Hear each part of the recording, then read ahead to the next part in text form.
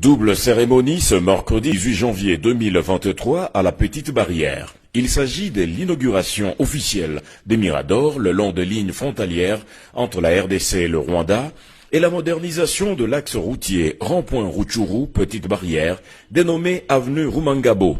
La cérémonie a été présidée par le chef de l'exécutif provincial du Nord Kivu. Il s'agit de 26 miradors, ces tours de garde construites en cette période pendant laquelle la RDC est victime d'une agression par le Rwanda sous le label du M23, des 4 postes de police et 4 blocs de toilettes, ainsi que la modernisation de l'axe routier rond-point Rutshuru Petite Barrière, construit en pavé sur financement propre du gouvernement provincial du Nord Kivu.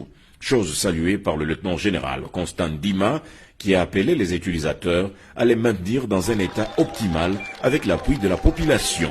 Je suis d'autant plus heureux que ces projets structurants s'inscrivent parfaitement dans la vision de son Excellence Félix Antoine Tshisekedi, président de la République, chef de l'État, commandant suprême des forces armées et de la police nationale congolaise. Celle de moderniser notre outil de défense afin de les hisser à la hauteur de la complexité croissante des menaces sécuritaires.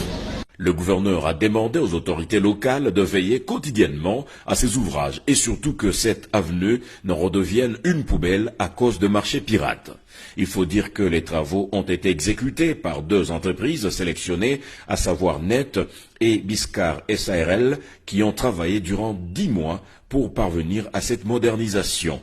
Leur souhait est de voir le projet s'étendre vers d'autres villes frontalières pour la conservation de nos limites. Peu après, le gouverneur militaire a procédé à la coupure des rubans symboliques, question de raviver le sentiment patriotique qui doit caractériser chacun de nous et travailler au développement du pays pour qu'il devienne meilleur. C'est par une visite de Mirador que la cérémonie a été bouclée avec l'autorisation officielle de la mise en service de ces ouvrages.